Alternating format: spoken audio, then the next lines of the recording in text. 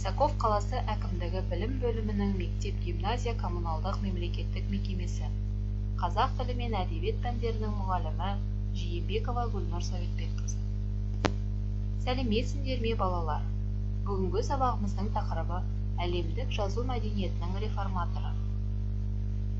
Оқу мақсаттары: мәтінде көтерілген мәселені ғаламдық мәселемен байланыстыра отырып, сыни тұрғыда баға беру.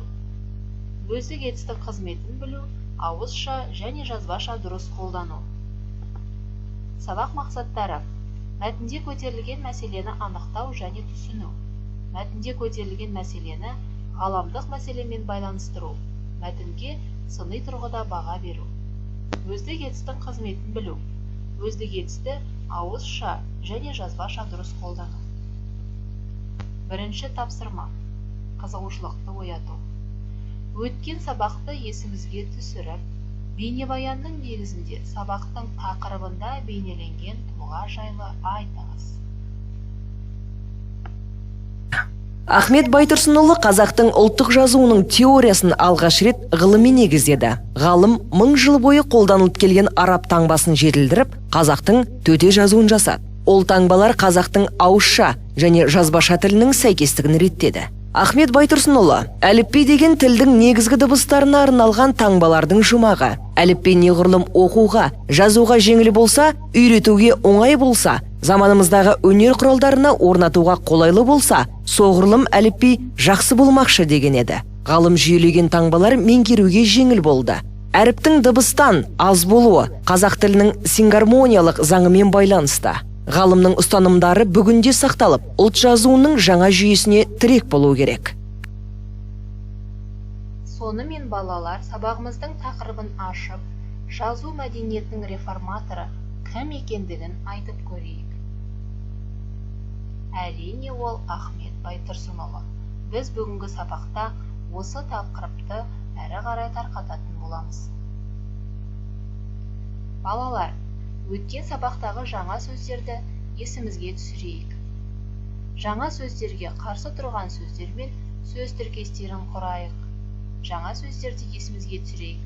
Жетілдіру, дыбыс, дыбысталу, реттеу, жүйелеу, үндесу. Тапсырманың дескрипторы жаңа сөздерді біледі, қажетті сөздерді біріктіріп, сөз тіркестерін құрайды. Сөз тіркестеріндегі сөздердің орын тәртібін дұрыс жазады. Тапсырманы орындаймыз. Келесі тапсырма мәтінмен жұмыс. Оқылым, айтылым. Оқулығымыздан 25-ші беттегі 4-ші тапсырмаға назар аударамыз. Мәтінді түсініп оқып, тақырып қоямыз. Мәтін мазмұны бойынша жасалған жоспарды мәтін мазмұнына сай дұрыс реттейміз.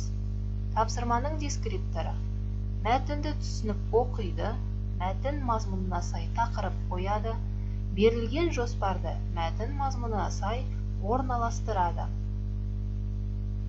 Жоспарға назар аударайық.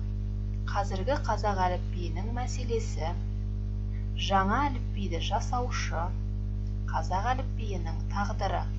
Мәтінді оқып, жоспарды мәтін мазмұнына сай орналастырамыз.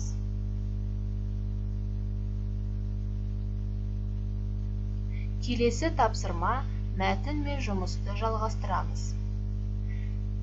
Мәтін бойынша не түсінгеніңізді білген сұрақтарға жауап бере отырып айтыңыз. Өз ойыңызды білдіріңіз. Дескрипторы: сұрақтарды түсінеді, мәтін мазмұнына сәйкес сұрақтарға толық жауап береді. Өз көзқарасын ашып, толық жеткізе алады. Сұрақтарға назар аударамыз.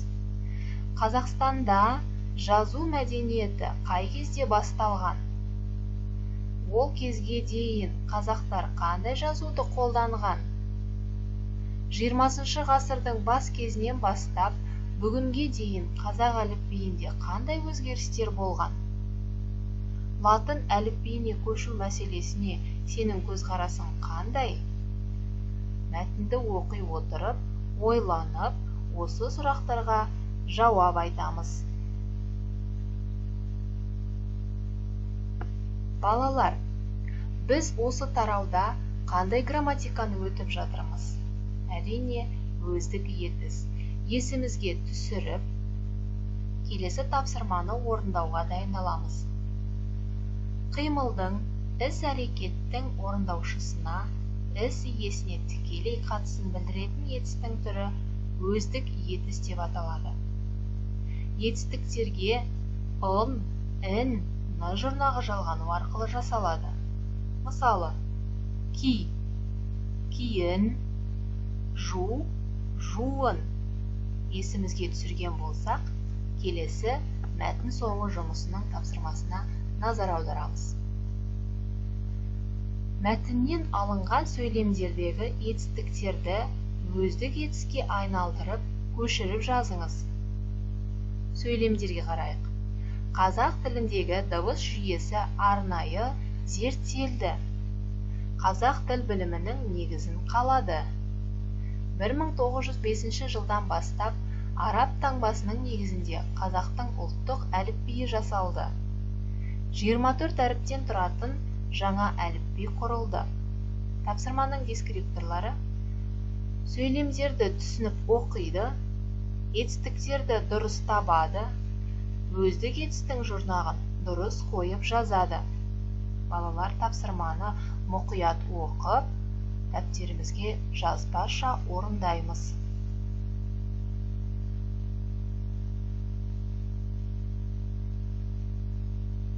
Балалар, бүгін біз сабақта не үйрендік? Не білдік?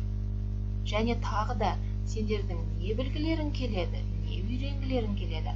Осы туралы ой толғап, бүгінгі сабағымызды қорытайық.